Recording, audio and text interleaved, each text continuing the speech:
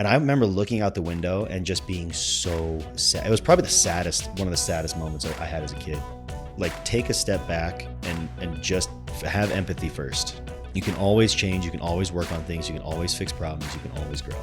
I feel like there's a big gratitude deficit in the world. All right, welcome to the Rad Dad Podcast. This is episode 30, and it's kind of a mile marker because we have the great and powerful Brandon Harris. Thank you. So Brandon and I have ran around in the same crowds, I guess you could say, throughout high school, but we never knew each other until after high school, and just became good friends, and our relationship and our friendship has grown over the past few years. So Brandon recently became a dad within the last year. Yeah, January. So we'll get into that a little bit more. But just to start off, talk to me about your childhood and a few highlights growing up.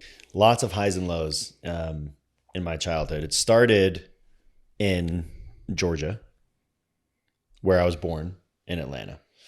And I don't really know the story, but we didn't stay too long in Georgia before moving to Springville. And that's, I myself forget this part of my history too, because it's such a blip. But we lived in Springville, just up Main Street, just for a little while. And then it was a rough marriage for my mom and dad. And I only remember a few little things about the earliest part of my childhood. There's obviously more to unpack like later, but as a kid, not too much. Well, only memory I have really is like we would torture our animals. Like if we had pets, we were terrible to them. Like a cat. You remember those the little play, Lincoln might even have one, little tool sets where you play with like a little workbench and has some plastic tools and stuff. Yeah. I remember this so well, but I don't remember what led up to it. Probably just me being a jerk, but I remember grabbing this cat by his tail, and his name was Checkers, and I swinging him like Mario and Bowser, just and then throwing him right into the rack of tools and all the tools falling down, and my mom freaking out, rightfully so.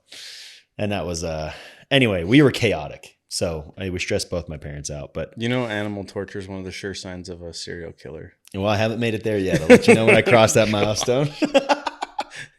No, that was the end. Well, that wasn't the end of it. Max, the dog, we messed with him a little bit, but he was nicer. Hey, Jared was in on this too, so I wasn't the only one. Yeah, but we were chaos. We were hard to deal with. But yeah, parents split up. I must have been 5 or 6, and that's when things got tough because single mom, and like she had a lot of growing to do as well, and she kind of had a hard upbringing too. So yeah, we had my brother, who is my older brother, and then my younger sister, who's about, I think she's 3 years younger. Brother's a year and a half older than me, right in the middle. So we had a good time, man. And we lived in Georgia in a little basement of my grandparents. And we had these giant woods in the backyard, and it was just me and my brother, thick as thieves, doing everything. And it was a blast. And we got in all sorts of trouble, and there's lots of stories there too. But yeah, I mean, before getting into all the teenage years, that was a big part of it. We'd get home or get done with whatever kind of school we were doing, which I struggled with immensely. I've always struggled with school, especially as a kid. But as soon as that was over, it was sprinting into the woods and being out there until nightfall, until we were too scared to stay out anymore. So when your parents split up, you moved back to Georgia with your mom. Correct. Yeah. Your dad stayed in Utah. That's a key point. He stayed in Utah. Do you remember what you thought of that? Was that weird? Like, man, I don't get to see my dad, or was it? It was heartbreaking because like my Papa was an awesome father figure. He was a grandpa. He wanted to retire, and he wasn't like daily involved in our lives. He was just upstairs. So he was a strong figure, which was great. But I remember there's several memories. There's one memory where it was nap time. That's how young I was. It was nap time in whatever grade I was in. And I remember looking out the window and just being so sad. It was probably one of the saddest moments I had as a kid, where I was looking out the window, just thinking about how far away my dad was and not being able to conceptualize that, just knowing it's impossible to get to him on my own. And that broke me as a kid. That was really rough. How old are we talking? Oh man, it must have been the year we moved. Like it must have been when I was 5 or 6 or 7. I was really young. And when do kids get in school? 4 or 5, kindergarten. Yeah, I mean, I just started school. So that was tough. And those thoughts were always there. And my dad was so great. He'd call us, once or twice a week at least, just to check in and see how things are going. And that was tough. But again, things were good. Like my mom, I truly, looking back now, I truly believe my mom did the best with what she had. And that wasn't much. But yeah, that was rough, to answer your question. There was other times too. Yeah. It was older. It was a couple years later, and he had come to pick us up. Yeah, he had come to pick us up from Utah. He was going to chill with us in Georgia for a visit instead of us having to fly out there. And so he flew out, and I remember when he got off the plane. No, I've got this backwards. We went to visit him. We flew out to visit him in Utah. And when I saw him, because at that point, parents could walk through security and wait at the gate. Mm-hmm. At that point, I sprinted off and I just slammed into him. I didn't plan on saying this. It just came out. I was like, why did you leave? And I was giving him so much crap for it. And I don't remember if he was crying or not. I just remember kind of doing like a sad giggle, like hugging me like, no, it's not, that's not what happened. And I'm sure he was bewildered. Like, how do I answer this question? Yeah. It's just not that simple, but it was definitely tough. How has your perception of this whole experience changed now that you become a father? Yeah, it's gotten a lot deeper. Like those memories almost get sadder. Yeah. Because now I understand, like, if little Hayden had to deal with that kind of separation, those thoughts have crossed my mind. It's like, people divorce and split up. I've never felt that way about Jocelyn. She's phenomenal. But it crosses my mind because I'm an overthinker. So, and then as soon as I think about Hayden, I'm like, nah, it's impossible. I was like, well, it doesn't matter what I'm dealing with. We stay together for Hayden. And happily, that's never a conversation we've had to have. But now I look at it and I just cherish that relationship more. I don't have a control group to test that against, but mm-hmm. Yeah. So what traits did you recognize in your dad that you maybe saw and you're like, that I definitely want to be like that when I'm a dad? Yeah, I'm not like this now. It's like totally the opposite of what I am. But he was consistent and true. Like I never had to question where my dad was on things. He was never surprising. He was surprising in good ways, typical ways. But I never had to guess his mood. I never had to wonder if he was angry. I never had to see him explode. I mean, you have your typical dad moments, but it was very comforting. Just, he was fairly stoic. I mean, he was still an emotional guy, but he was fairly stoic, and just that consistency and that calmness was so strong for me. Where like at home, with a single mom, like the emotions are just different, and it was really inconsistent, and that was tough to deal with. You have outlets as a kid, but most of them not good if you don't have that control. But with my dad, it was like, cool. He was way more disciplined, and I always fought that, but the kid needed that. Yeah. Little Brandon needed that so bad. A lot of times you hear stories or read stories, of parents playing with their kids' emotions or manipulating their kids, because as a parent, you do have that power. You have power over your kids. Absolutely. You're their parent. And the responsibility, if you take it seriously, you can mold that kid into a contributing good member of society. But if you play with their emotions their whole lives, you're probably going to screw them up pretty bad. Yeah. So that's pretty cool that he was able to just be calm and cool. Yeah. I mean, whether you know it or not, because I feel like my mom and I have covered a lot of ground and we're in a much better place. But I think parents sometimes may not even know what they're doing. Like you see videos sometimes like parents and how they have creative discipline for their kid, right? I saw dad come in because the kid was watching too much TV, destroys the TV. And in his mind, that was like the right response. And I'm like, dude, what do you do? Like, that is crazy.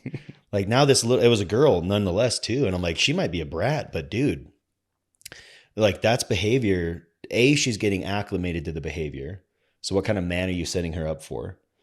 And B, if she never recognizes that's a problem, like that's only going to get worse. Yeah. But your reaction has a lasting effect, and it's challenging. But anyway, I ramble a little bit, but can you think of a time in your life, or the first time in your life, where you had the thought that you wanted to be a father? Yeah, it took a long time. Really?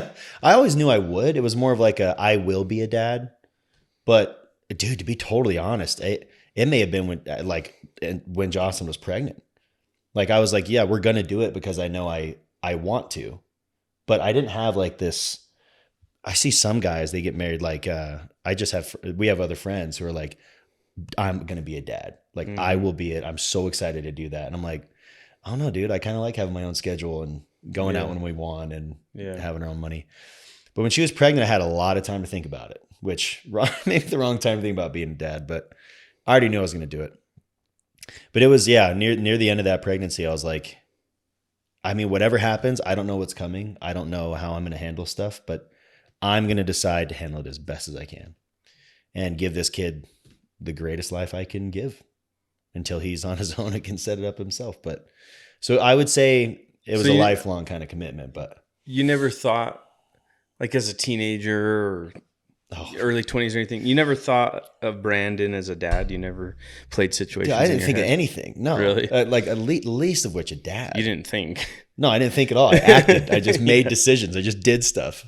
No, I was such a. I think about growing up as a kid sometimes. I'm like, dude, what was my brain doing? It was nuts. It was crazy. So yeah, dad was lowest on the list possible. Gotcha. Yeah. So I love hearing stories of your childhood because it's like, I feel like you and I are pretty much like the last age that we didn't have smartphones in high school. Yeah. And we grew up running around, building bike jumps, you know, playing Army Man. That was our childhood. Absolutely. And it was kind of the end of an era. I agree. What are you going to do to get your kids outside and make sure your family's in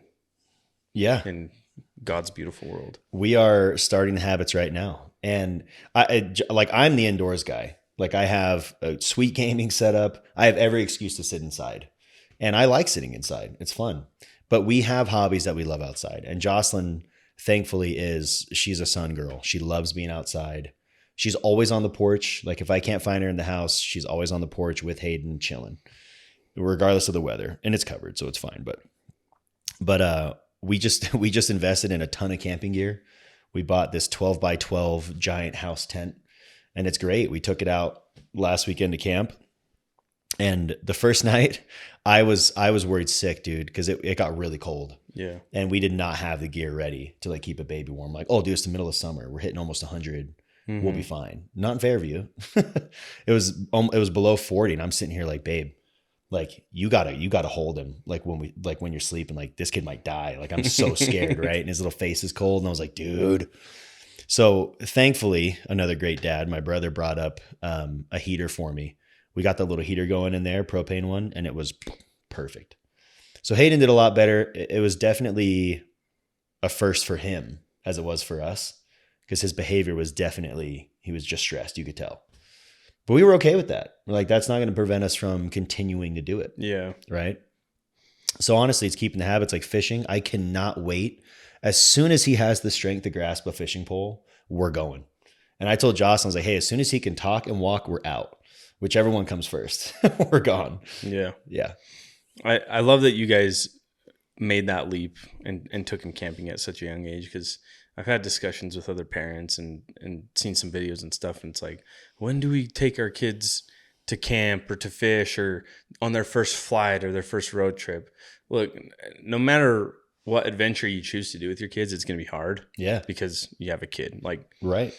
There's no question there. But I think just it's partly teaching your kids that they can be in different environments, sleep in different environments, play in different environments. But it's also training you and your partner that you guys can handle different situations too. Yeah, we're learning that. A kid screaming in the airport is not the end of the world. Yeah, it feels like it when you're in it. It feels like it. Dude, him screaming in my living room is, I'm sometimes like, dude, I got to get out of here. Yeah. But no, I feel that for sure. And Jocelyn's so brave. Like she's honestly, like, I'm a pretty forward guy, but she's the one who's like, we're just doing it. Like her point was like, I'll be the one who's like, you're not worried that like that's too much for him? And she's like, look, babies have survived for centuries doing the same thing, and even worse. Yeah. Like they were wrapped in burlap, and like we can figure out something to do with our kid. I'm like, all right, babe, like you got it. And my job as a protector is just to make sure the situation's safe and that we're all cool. And I provide everything we need to keep it right. But her confidence and bravery have just been, that's been a huge relief for me, because then I can just step in and do the job of support and provide, which is great. You know, it's like this popular trend. I don't know if you know, but like women love to share like their birth story, right? Everyone wants to hear the birth story and what the mother's point of view. I want to hear your point of view of becoming a dad. Yeah, dude, I can't think, it's an experience all on its own. Like I cannot find anything to compare it to. And I struggled for months to try to find another moment that compared. And some came close, but they were different in their own right. But what set this one apart was just how serene the whole thing was. Like we got there, she's in labor. I was expecting to be stressed out of my mind, because when I don't have control over something, I freak out. And that's just how I've always been. I play way better alone, right? Than when there's more pieces involved. But so I was expecting all this stress, all this fear. Like I didn't know how it was going to go for Jocelyn. You never do. But I just felt like, it's like when you get to the pond in the morning and everything is just glass. Like I feel like that, whatever that is, I feel like that. That morning calm. Yeah. It's just the mist is still coming up. It was just peace. And there's days I wish I could get that kind of peace back. And it was the most chaotic moment of my life. Like Jocelyn's going through it, no epidural, like just hammering it out. And I'm so proud of her. And that helped, but she was still in a lot of pain. And I'm stepping in to help out. I'm porking out in the cafeteria, coming back with fries and stuff. And she's like doing her best. But it felt so good. And then when the baby came out, like it was time to push. Like Jocelyn was going, not a long labor. You go through that whole experience and I'm getting crap all over me, and like, not like literal crap, but like amniotic fluid all over me. And all the nurses like, "You're doing great, Dad." I'm like, this is a blur. Like I'm just going through this. Yeah. And then holding little Hayden and all the emotions, like, and then that night I remember I slept horrible, and everyone's like, the dads can't complain about that. So fine. I won't go into too much detail, but slept terrible, woke up, smelled the worst I've ever smelled waking up. Then I was just in a hospital, right? I smelled terrible. I remember it was right here. This is where it smelled, because I slept like this and I was really pinched. And so when I woke up, that's the first thing I got. And I was like, oh. I checked on the baby, checked on Mom. I was like, "Hey, can I shower?" And she's like, "Oh yeah. That was the best shower ever." But it was crazy. I mean, Hayden too, he had like, you never want your kid to come out with any issues. And I have so much respect for parents who find a way to live life with kids who have issues in some kind of way, because there's nothing you can do about it, but you got to carry on. Hayden came out super healthy, but there was a scare where like he would kind of stop breathing for a second. Like he'd relax and stop, and then he'd come back up. And so we were freaking out, but it only lasted a night. And after that, it happened like once or twice, and then he figured it out and he was good to go. So yeah, that's a bit of the experience. I remember too, when my brother came to visit him, because I was the first one to see his kid outside of him and his wife. And I'm like, "You got to do the same." And I remember it's the Rihanna song. It's the new one she had. It's like the lullaby kind of song. And it's very like calm and like a lullaby. He walked in and it's still like a movie moment. I'm like, dude, we should have recorded this. It was perfect. Just the scene, like holding little baby. Jared walks in right during the chorus. And I was like, wow, this is perfect. So that's the song playing? The song was playing. Yeah. Jocelyn was just playing music. Oh yeah. She kind of made a baby playlist. Yeah. And it was like just really calm, like sweet music and stuff. No Enya. She had a few Enya songs in there. Cut that. Can't do it. But it was calm and it was very serene and beautiful. And I don't, unless I have another kid and it's the same way, I don't see that getting topped anytime soon. Do you recall like waking up, like both times? The first time was crazy because you wake up that next morning in the hospital and you're like, "Holy crap, I'm a dad." That's the first thing I thought. Yeah.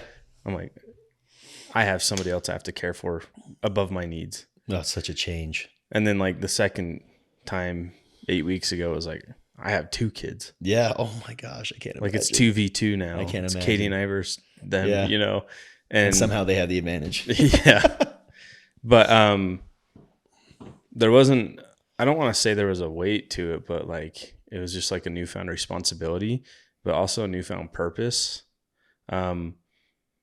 I feel like my mind switched immediately when I had a kid. Like I could wake up every morning and no matter what was going on at work or in all my different responsibilities, I had this purpose of being a father above all. Right. Yeah. Do you feel the same way?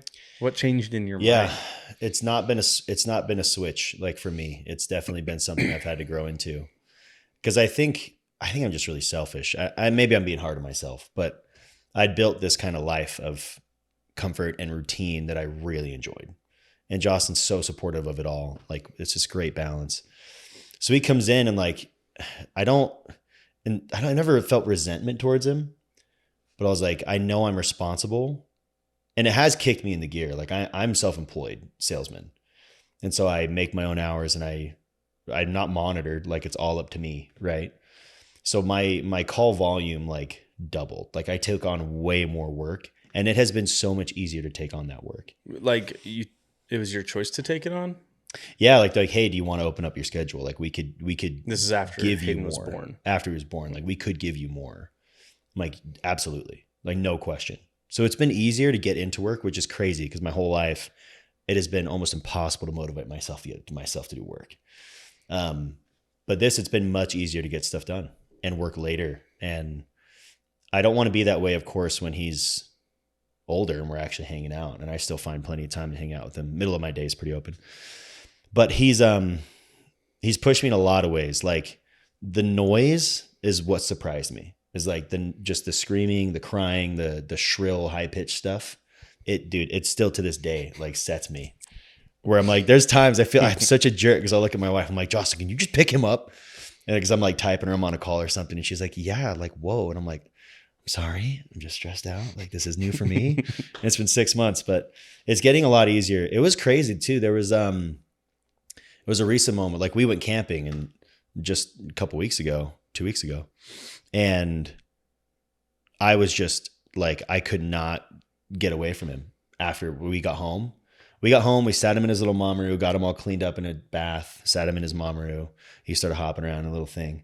And he was just beaming, smiling. Like he knew he was home and he was comfortable.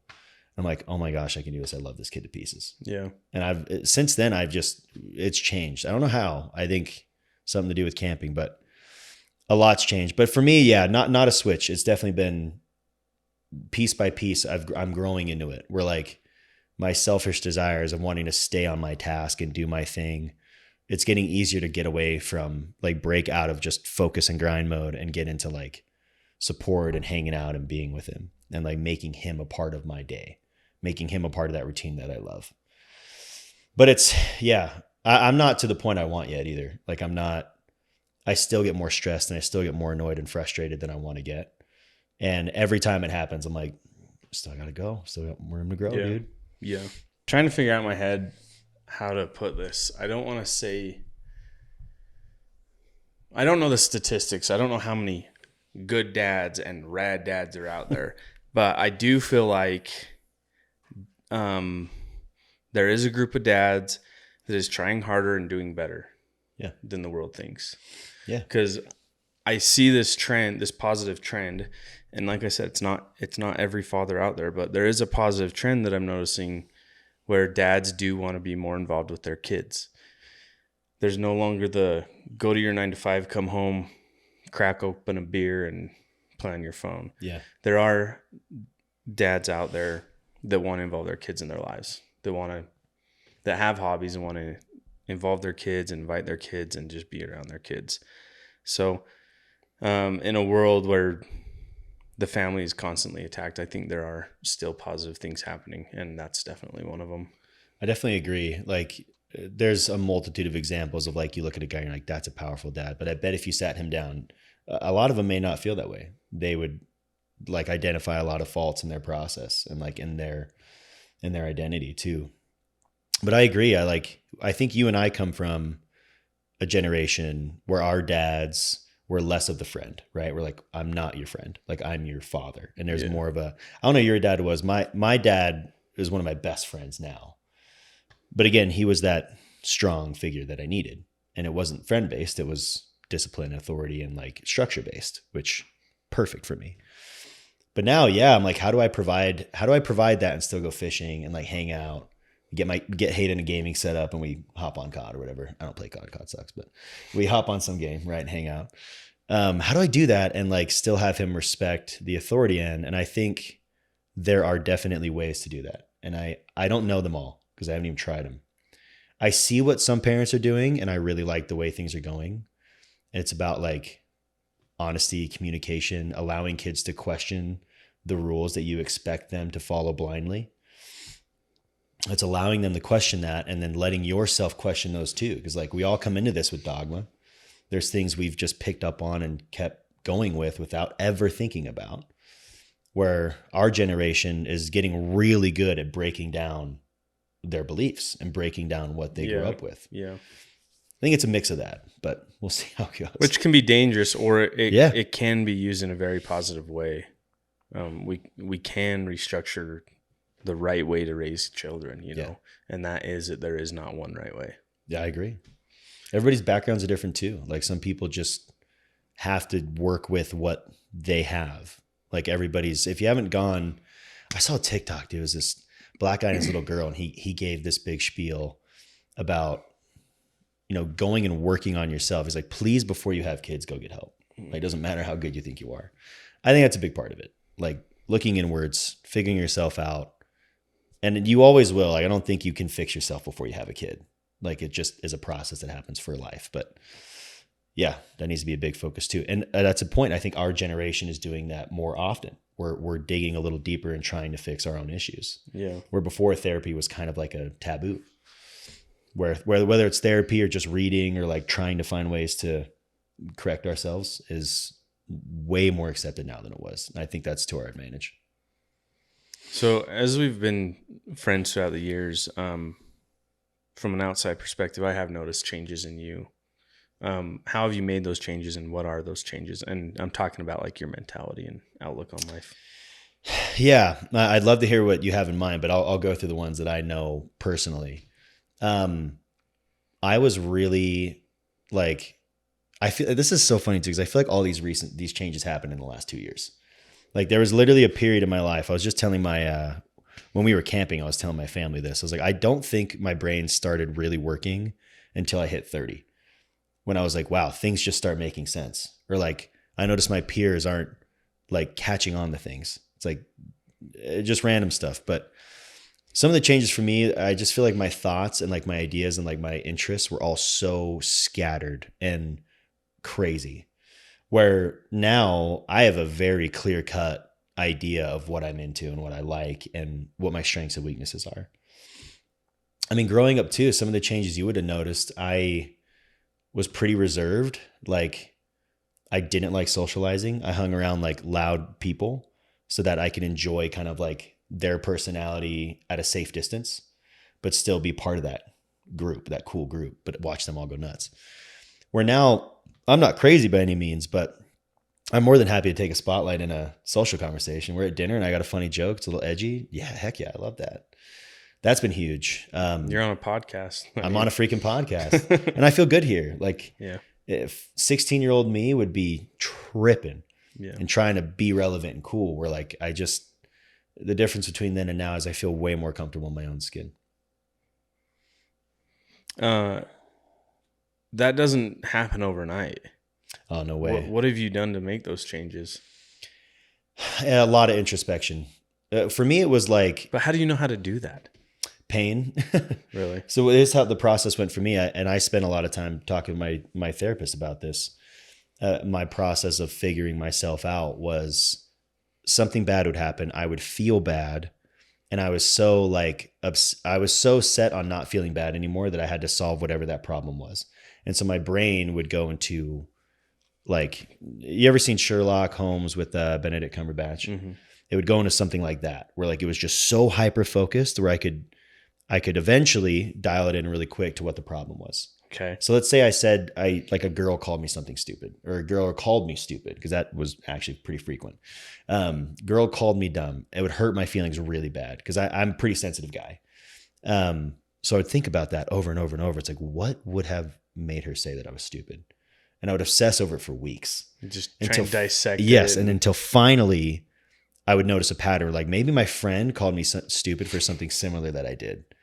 And whether they were joking or not, I would take it and run with it. And it became noticing patterns. And as soon as a pattern set, I could solve that. I was like, well, I just need to not do this thing anymore of the pattern. And then it was pretty much resolved. Now there was a toxic way to do that, and there's a positive way to do that.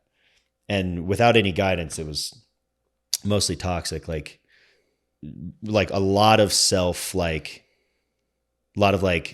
negative speaking to myself. Yeah. Like I imagine how David Goggins talks to himself a lot. Like, that inner bitch. Like I would talk to that kid a lot to myself, and I would call myself harsh names to keep myself from doing things. And honestly, it helped a lot, but led to issues later where I was angry and like had low self-esteem and had to fight my way out of those pits. But now there's a healthy process, and definitely not an overnight thing. Yeah, the way you explain the unhealthy process, it just sounds super exhausting. Yeah. And the word that comes to mind is like self-hate. Yeah. And I'm not saying you hate yourself or people out there hate themselves, but it makes it nearly impossible to love yourself. Yeah. So yeah, that well, there's a flip side. Like there's the right way to do it. And that's what I would encourage everyone to do. Is it's the same thing. The only thing that changes is empathy, where you look at yourself. And this was crazy when I figured this out in therapy, and shout out to my brother for helping me walk through this too. But you see, I'll try to stay calm here because this is a sensitive one, but seeing yourself as like the kid, right? If I could see myself as a 16-year-old, when I was 16, if I could have looked at myself as a toddler and talked to myself like that little boy who deserved and needed the love, who was so hungry for it, I wouldn't have needed to feel so bad about correcting dumb behaviors that every kid goes through. So that's how I think about it now. Like if I can, and I can calm myself down physically, then I can start thinking about myself in a way that's very heavy on the empathy. Where like, Brandon, you work really hard, or like you had a really hard day. You're not a perfect man. Like you start treating yourself, you're not justifying behaviors, but you're just looking at yourself as someone you want to love and coach rather than someone you hate and are disgusted with. So that's the flip side. Just having empathy for yourself, and even boxing, taking you as a character and putting that in a separate, create a copy of yourself, put it in a separate box and talk to that copy as someone who's a loving mentor. That's how you do it the right way. I feel like doing it the right way too. It's like somebody grabs you and just turns you in the right direction. Yeah. It can happen that fast. Yeah. And sometimes like those are the hard moments, but so I play paintball competitively and I love it. And this, if any of my boys watch this and see this, they're going to give me a lot of crap for it. But especially early on, that crowd makes me very uncomfortable because they're hard dudes. Yeah. Like you get violent guys playing paintball. And on the field too, it's no gentle love. Like it's no, oh, that's okay. Just next time do this a little better. Not like pickleball. You'll be all right. No, like there's screaming and there's frustration and it's intense, man. Yeah. A lot of guys want to run it like a boot camp. And I thought like, maybe we could change this scene, but no, there's no way around it. It's just the way it is. But having that exposure has improved me as a man. Like I don't have to be that way still. But being able to walk into a scenario like that where people are yelling and screaming for something, and to condition to a point where I have a process to stay calm for the most part in those situations. It's awesome. So that definitely needs to happen. Yeah. If you're able to, let's say you're in a situation where you're able to speak to a group of young fathers, we're talking 22, 23 years old, that are struggling to feel like a man. They're struggling to feel like they can protect and provide for their family. What is your advice to them? Yeah, it's a tricky one. So guys who are struggling to feel like a provider, struggling to feel like a man. What I would say to them is like take a step back and just have empathy first. Start there. And the step 2 is even more important, but have empathy and just understand your situation.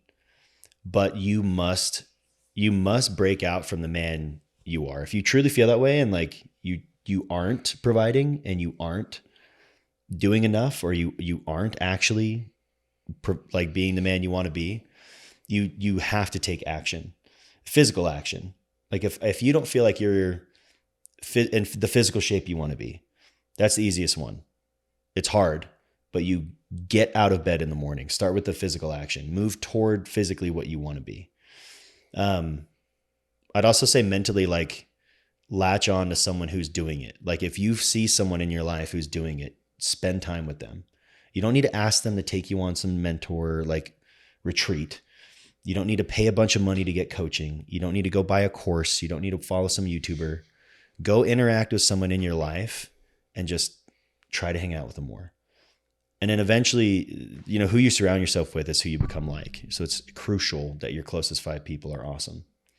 And on the flip side, you might be hanging out with people who aren't benefiting you, who aren't helping you grow. And that's harder than finding someone to benefit you, is cutting people out who detract from you. So if you are around people, look at your group. Like, are these people what I am disgusted with myself? And if they are, they got to go. Like, not in a harsh way, but like, you got to distance yourself and you got to find people who will get you to where you want to be. I love that. I think in our 20s, a lot of people are still finding out who they are. Yeah. And clearing the people out of your life that are toxic can be so hard. I think it happens mostly in your 20s, maybe 30s too. Yeah. But at least for me, I pretty much know who I am. And if you don't contribute to who I want to be as a man, like, you're not going to even make it into that inner circle. Yeah. Right. And you know how I feel about circles. I know how you feel about it. I've always loved it. I've always thought about that. No, you're absolutely right. Like, my circle has been extremely beneficial to me. Like every single one of you guys has put me, either motivated me or literally put me in a scenario to succeed better or to succeed in life. And it's been amazing. Yeah. Awesome. Would that message that you just shared be the exact same message you'd tell yourself at 22 years old? Yeah. Yeah, it absolutely would. And the funny thing is my circle when I was younger, or when I was 22, pretty much stayed the same. Yeah. Like a few dropped off, but because as a kid, I didn't really go too wide friend wise. Like, I kept things pretty close, but that's exactly what I would say. It's like empathy for yourself, like treat yourself as your own mentor, but look for the people and look for the traits that you want to be and go be around them. Yeah. I like what you mentioned about one of the first things you said with that question as an answer is that, you know, to take a step back. I feel like, have you ever heard the concept where where time goes faster the older you get? Because like when you're 10 years old, 1 year is 1/10 of your life. Right. But when you're 30 years old, 1 year is 1/30 of your life. It's so much smaller. Yeah, I hadn't thought so about it goes like faster. I hadn't thought about it like that. Yeah. Makes sense though. Lately, I've been feeling like life's going pretty fast. Oh, dude, it's 26. When I hit 26, that felt like last year. Yeah. And so much has happened in those 4 years, 5 years now. Yeah. But I used to do this when I was younger, when I kind of came up with it on my mission because there was these moments where I was like, I never want to forget this. And I started taking a step back. And, you know, they say smell the roses. Like, I would really take a step back and notice little details of where I was, what it smelled like, what I felt like. Nice, yeah. And I forgot about that, throughout these years of just going to college and working and getting married and having kids. I forgot to do that. Yeah. But in the last few months, I've been trying to do that, especially in the summer when we're out and we're so active. Mm-hmm. And I have another newborn child. There's these small moments like at my family's cabin or like sitting at the res, just music bumping. And I notice the sand in my toes. I can smell the water. Lincoln's giggling. And I hope that when I'm 60, I can go back and look at these moments. Yeah. You know?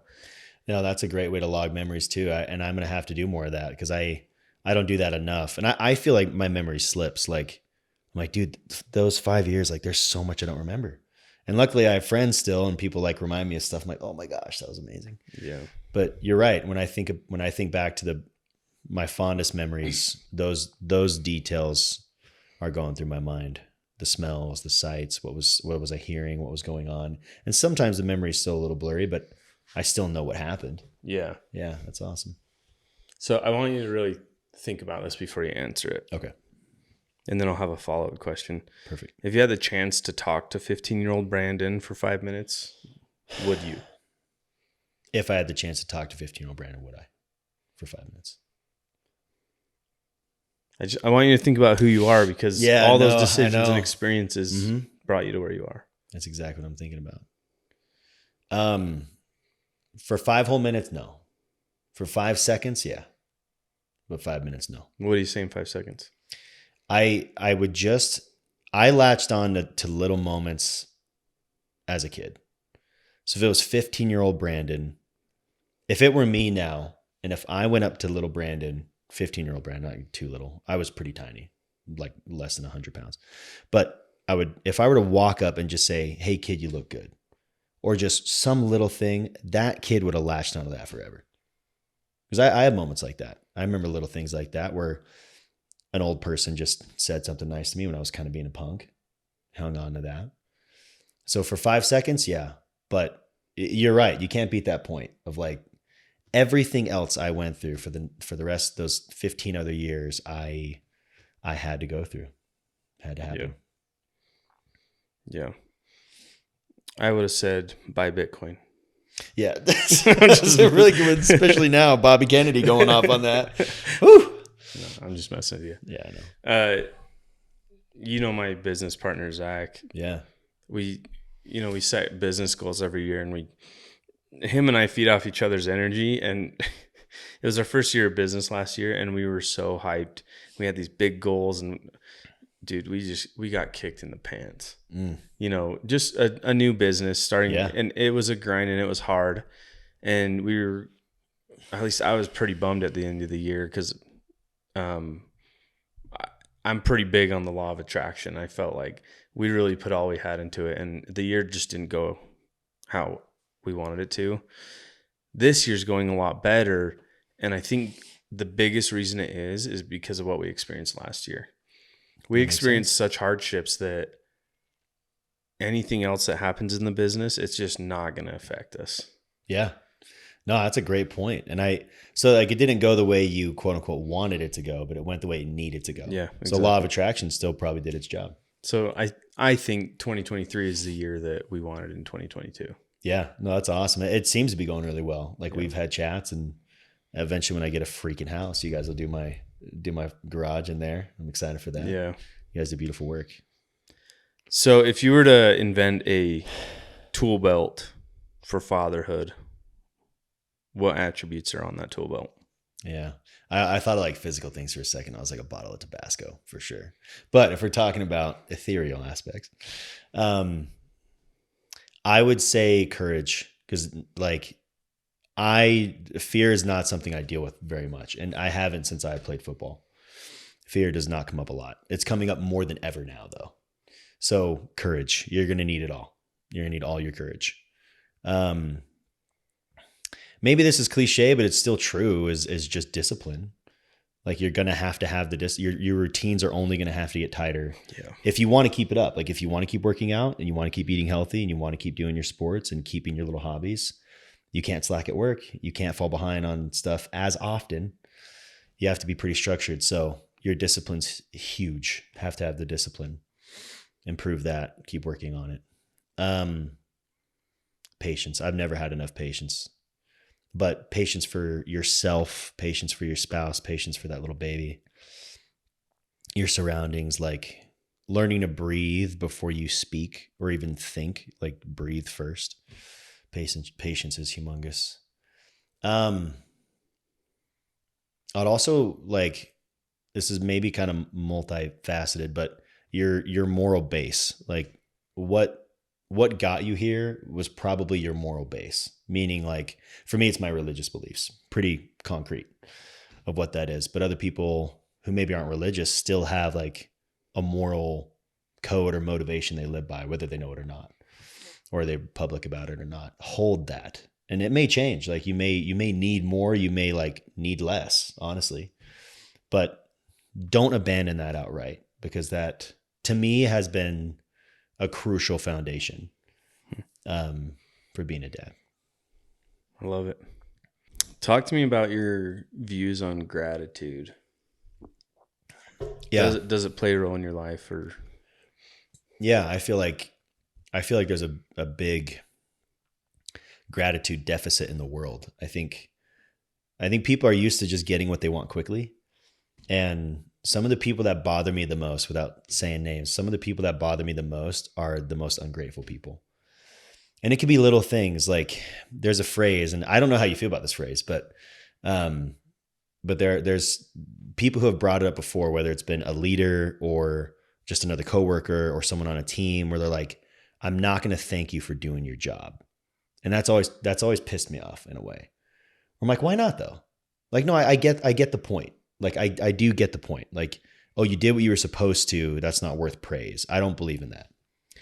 And I think a lot of people might feel that way. And I think it's because they want to motivate themselves. And so they're not giving themselves treats before the job's done.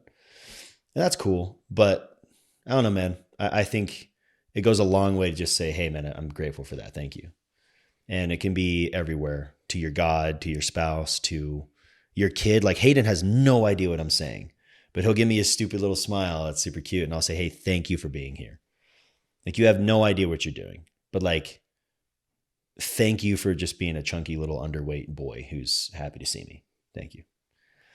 Because it puts it in your mind to like be happier. Because everything you run into, if you go into it with a, like, I'm going to be grateful for whatever is put in my path that makes me happy, I just feel like maybe law of attraction stuff, you're just going to run into that more often. What do you know about fatherhood that I haven't brought up yet? Oh gosh, Jace, I don't know. You're killing it, dude. You're doing. Outside looking in, you're doing great, and you're a huge you're a huge inspiration for how I parent. And as far as, especially too, like I've never told you this, and I should have told you sooner, or have told you multiple times by now. But your strength as a father, like I've never seen you lose your cool. I've never seen you get stressed or angry, and I know you get that way. Yeah, of course. But your reactions have been so solid that like I've based on that, I've made rules for myself. Like, well, duh, it's possible. Like Jace is a strong, disciplined dude. Like I have a lot to work for if I want to get to that stage, but I can be that. So I made rules like no outbursts. I don't blow up. I'm not allowed to blow up ever. No yelling, no throwing stuff, no nothing. And that's worked pretty well. So hard to tell you what you don't know about fatherhood. Yeah, man. To me, like when I break it down, there's like truths I tell myself about fatherhood, or at least my experience, that are like probably not appealing. But I find whenever you feel that way about something, usually almost everyone's dealt with it. Because you see jokes, like people tell jokes about like, you know how when you're doing this and like you do this and like no one talks about it because it's taboo, but everyone in the audience is laughing because every single one of them has done it, but no one wants to be the schmuck who admits they did it, right? Yeah. So there's moments like that, like just being mad. Like I'm just angry that my kid is around. Like I'm angry that he's here and I can't go do my thing. I'm being a brat, right? Like I feel that way a lot and I overcome that a lot. And I'm proud of overcoming it. And it's getting easier and easier. So to tell you something you don't know, I can't. I'm drawing a blank. I can't. But you know. I mean, you know what you don't know, right? You know what you got to work on. You know what you got to get into. Yeah. Well, I felt like I didn't know much because I started a podcast to learn about it. So there you go. I feel pretty spoiled that I get to sit down every week and talk to a fellow dad. That's a good idea. And one thing I've learned is that every dad has something that they can teach me about fatherhood. So. Yeah. Well, can I ask you a question? No. See, this is my podcast. No questions allowed. Go for it. Well, how has the podcast like impacted you? I mean, I'm sure it's been a lot of ways, but when you think of the more pivotal ways it's changed you as a dad, what's come up? It's made me more aware and just conscious of the little everyday things, right? Okay. So, catching myself playing on my phone when Lincoln's sitting there bored, stuff like that. Or, last night, 3 years ago, I committed to be a dad first over my needs, right? Last night, Katie was exhausted and we had a group of friends that wanted to go play pickleball. And she's like, hey, I can't go, but can you take Lincoln? And I was like, yes, absolutely. And it's like 7 at night. We're going to play till 9:30. Yeah. I don't care. Lincoln's coming. Right. He's my best bud. He's pretty easygoing, good company. Lincoln's a good kid. But beyond all of that, I'm a dad before I'm a friend. I love that. I'm a dad before I am somebody who needs to have fun. Yeah. You know, I'm a dad before all these other things. I love that that. comes first. That's I've learned that from the podcast. And then also just, I've spent my whole career behind the camera. Right. Being in front of the camera and being vulnerable has been very hard. Really? That's been challenging. Yes. You do a good job. You can't see. You look cool, calm, collected on this podcast, man. Yeah. Well, thank you. But it's encouraged me to have these conversations in my everyday life. Oh, it's good. I've cut out a lot of my surface level conversations with everyone that I love. Yeah. Like I want to be past the how's it going? How's work? Like I'm done. Well, dude, with you've that. been doing that for a while though. Like I remember you hung up on Paul once. It was hilarious because I'm sitting there on speaker with him and it was just kind of like the bullshit stuff. And you just boop. And Paul's reaction, he's like, dude, no, Jace does this all the time. And it just cracked me. Looking back at it, it cracks me up. Yeah. Because that's exactly what you were doing. You were working on that 5 years ago. I do care about those surface level things. Yeah, of course. But life's not about how's work. Yeah, who cares? How are you doing? You know, it's like, no, I want to know what shook you in the last month. I want to know what's changed about you. Let's talk about it. I love that. So I could go on and on. This podcast has been a really good journey and project for me. So yeah, hope to keep loved it going. Absolutely. It'll carry on. It's strong. Well, I don't know if you've watched to the very end of the episodes, but there's one question that I ask all my guests. And that is, if there's one lesson you can leave with your family when you're no longer here, what is that lesson? Yeah, I mean, the answer is like on the tip of my tongue. I'm just making sure I get it like refined so it's really clear. And it's going to sound broad, but I'll try to narrow it down as best I can. But it's just to slow down, like in everything. We live in a world, a society, a culture, whatever you want to call it, but that's always pushing you to do things now. And a lot of it makes sense. Like you want to make money right now. Like you want to retire right now. You want your kids to be happy right now. But everything takes so much time. And some people get to a point where they're like, well, it's too late. So what are we talking about? You're going to run so fast and then just stop and act like it's too late. It's not. You can always change. You can always work on things. You can always fix problems. You can always grow. But you just have to slow down. Otherwise, you can't get anything done. So if you can slow down, you'll enjoy what's around you so much more. You'll enjoy your spouse. You'll enjoy your kids. You'll enjoy your hobbies. If you can just learn to slow down. If there was one thing, that'd have to be it. Thank you. I can tell you put a lot of thought into that. Yeah. I really like that. Thanks, man. Well, thanks for being on and sharing your thoughts, insights, and stories. I really appreciate it. Of course. Yeah. It was an honor to get invited. Secretly, I was like, when was going to ask me to come on here? I was like, is Hayden old enough yet? Like, do I know enough yet? But no, it's been great, man. Awesome. Love Thank you. you.